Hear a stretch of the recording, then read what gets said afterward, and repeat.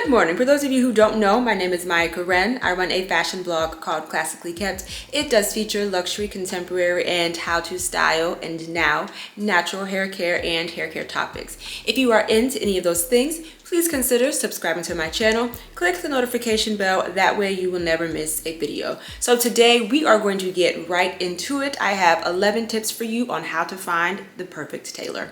Let's get started. Okay, first, so what are the three different types of tailoring? And I'm just going to read them. So the very first is going to be bespoke. This is the most expensive type of tailoring, both in terms of time and money. It involves creating a garment from scratch, including the design, pattern, measurements, and even fabrics, to fit an individual's exact measurements. And then they give an example. It says, for example, a tailor might take detailed measurements like the arch of the back or the slope of the shoulder when creating a bespoke suit for someone with an endomorph body type. Okay, so that is bespoke. That is the most expensive, and that's going to take the most time. So when you think of bespoke, it might not be the same thing, but I want you to think of the Met Gala and the dresses that the celebrity women wear. Okay, and then the second one is going to be made to order. It says this type of tailoring uses an existing pattern that adjusted to fit the wearer's measurements. For example, a tailor might take basic measurements like jacket length and shoulder width to alter a ready-made outfit to fit the wearer's body. And then the last one is going to be ready to wear, which is going to be the most common and the services that most people get. So this type of tailoring involves garments that are pre-manufactured. So I walk into J. Crew, I love a dress, I find the smallest size, and then I take it to my tailor for them to alter. Manufactured in standard sizes and only requires minor adjustments to fit an individual. Unlike bespoke and made-to-measure clothing, customers can buy ready-to-wear clothing right off the rack. And that's the example that I just gave you, okay? So moving right along, tip number 1, and it's going to be the most simple. Google. All you have to do is Google and type in tailors in my area. You can do it by city, you can do it by state, or you can do it by zip code. And the second tip is going to be, once you have actually found the tailor or one close to you, is going to be read the reviews. There's Yelp, there's the Better Business Bureau, and even sometimes when they have their own website, they do have reviews. And when I say read reviews, I mean do a deep dive. I don't mean read all of the top ones. I don't mean read the first 2 pages. Read as many as you can. You're all aware that there are companies that can actually be paid to make great reviews. Really get in there and look at the reviews. And as a matter of fact, I would look at the number 1, 2, and 3 reviews, and then look at the 4 and 5. Because when you have someone who has a 1, a 2, or a 3, they are going to give you details about what happened and what they are not satisfied with. The third tip, you have already looked some up, you've already read some reviews. Get a referral. Word of mouth is the best. If someone truly likes somebody else's service or product, they are always going to rave about it, and they're always going to talk about it. Number 4, set up a consultation or just call them and have a conversation. Maybe you're not actually able to physically go to their brick and mortar store, but that's fine.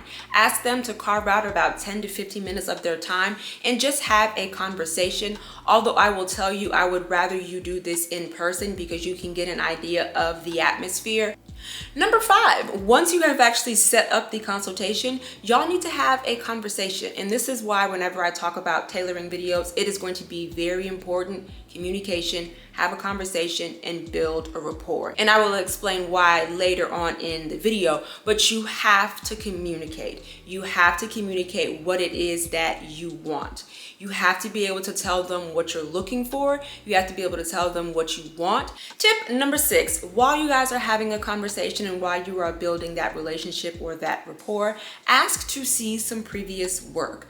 They should either have photos or they should actually have some pieces in the store. I know for both of my tailors, they were so busy, they always had something in the store.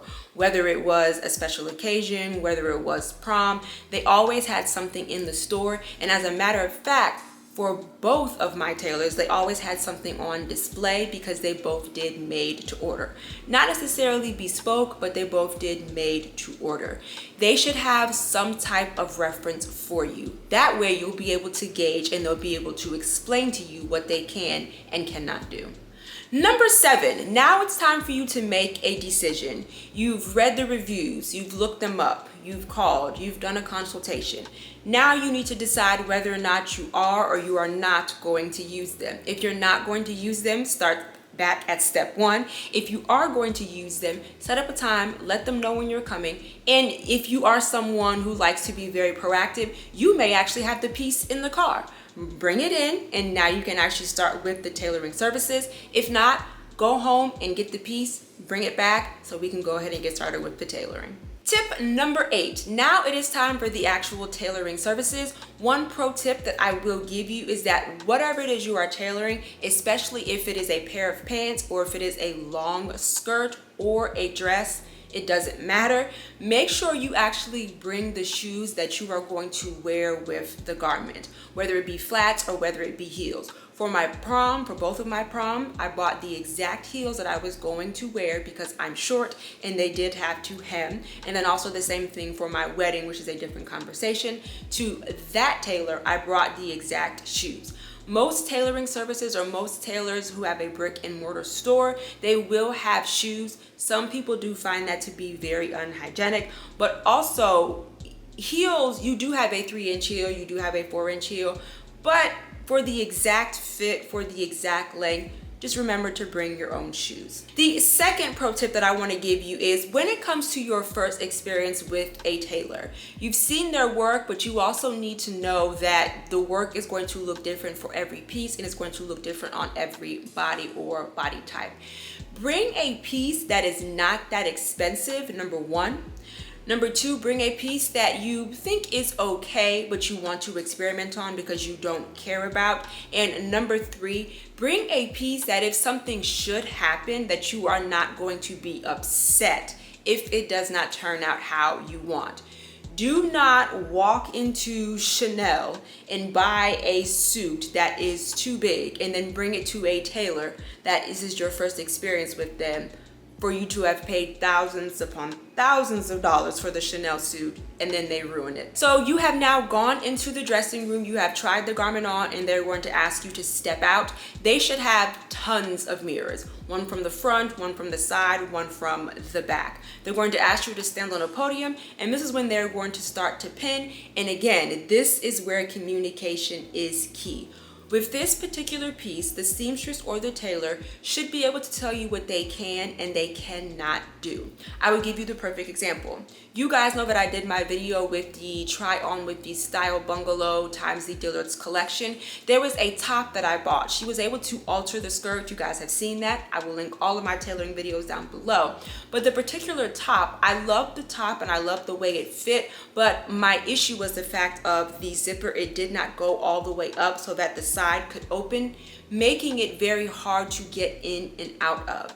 What I wanted her to do, the fit was fine, but what I wanted her to do was actually take the zipper all the way up. This is where communication is key. What she explained to me is that's how the shirt was made. That's how long the actual zipper is. If I indeed wanted the zipper to go all the way up to actually unhook, I would actually have to go to a fabric store and get a different zipper, bring it back, and then she could change it.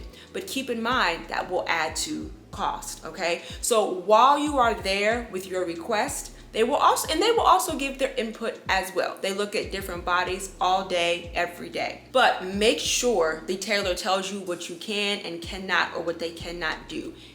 Make sure they set the expectation. And to piggyback off of that, closed mouths don't get fed. Listen, this is your money, this is your aesthetic, this is your wardrobe, and this is your piece.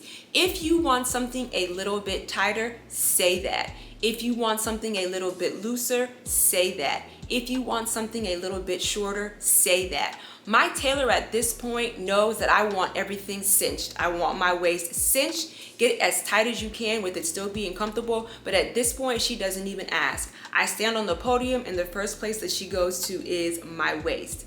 Make sure you are telling the tailor what it is that you are looking for.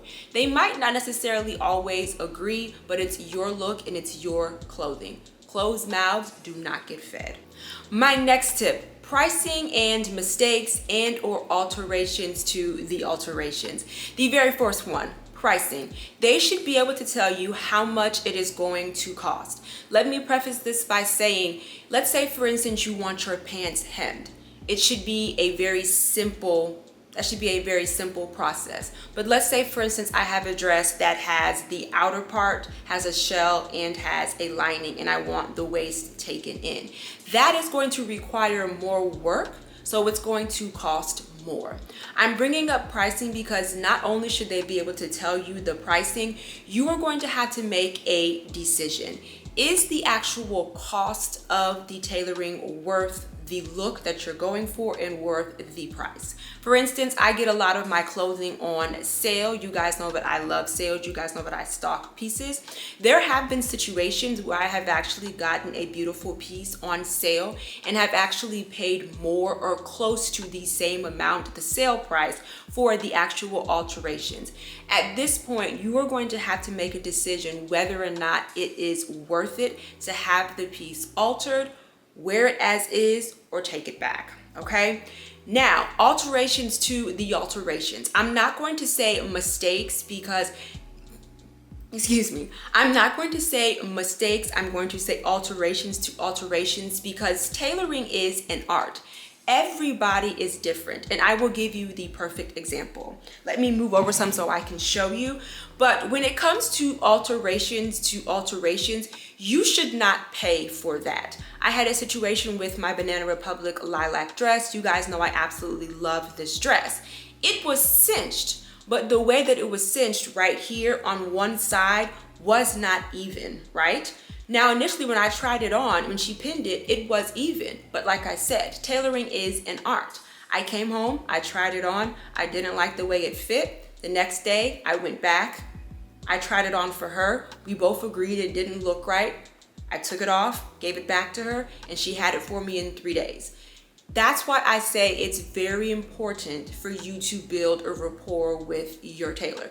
Y'all should be able to communicate, because as soon as I walked in the door and I had the dress, she's like, okay, try on. I tried it on. We both saw what I saw. She corrected it. She gave it back to me, and I was not charged. Communication.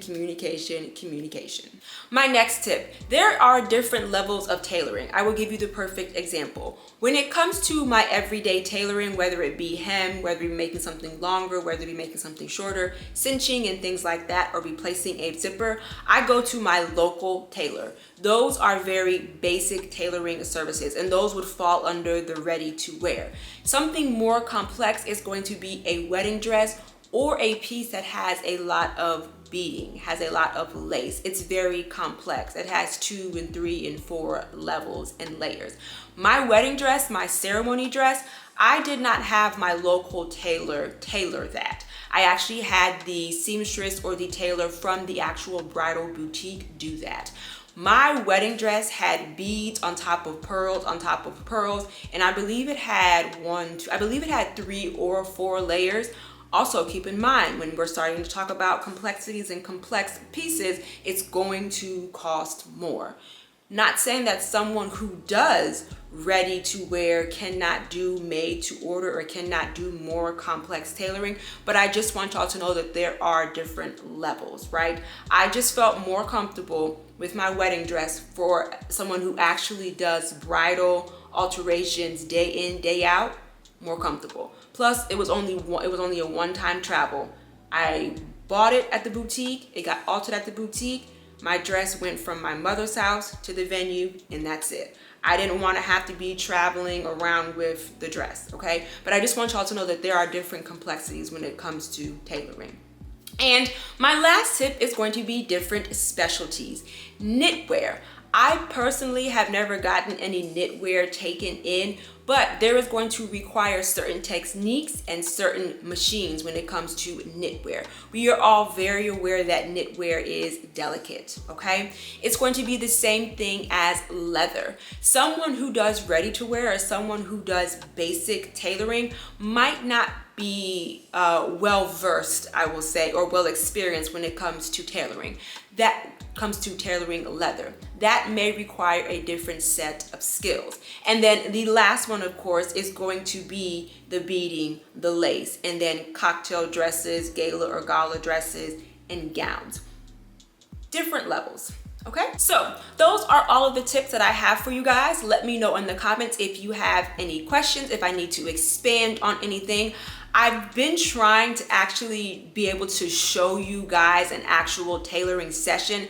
A couple of times that I have gone in there, it's just too many people in there. And also, if I ask her and she's not comfortable, I do have to respect that. But I do also make sure that I always try to give you guys the before and the after. And you guys already know how I feel about tailoring, so I'm not gonna stand on my soapbox. But I do want to remind you, here on YouTube, I do upload videos every Wednesday and Sunday. And of course, right here or right here, I will put my Instagram handle. Thank you so much for hanging out with me, you guys. Bye. We always have it coming.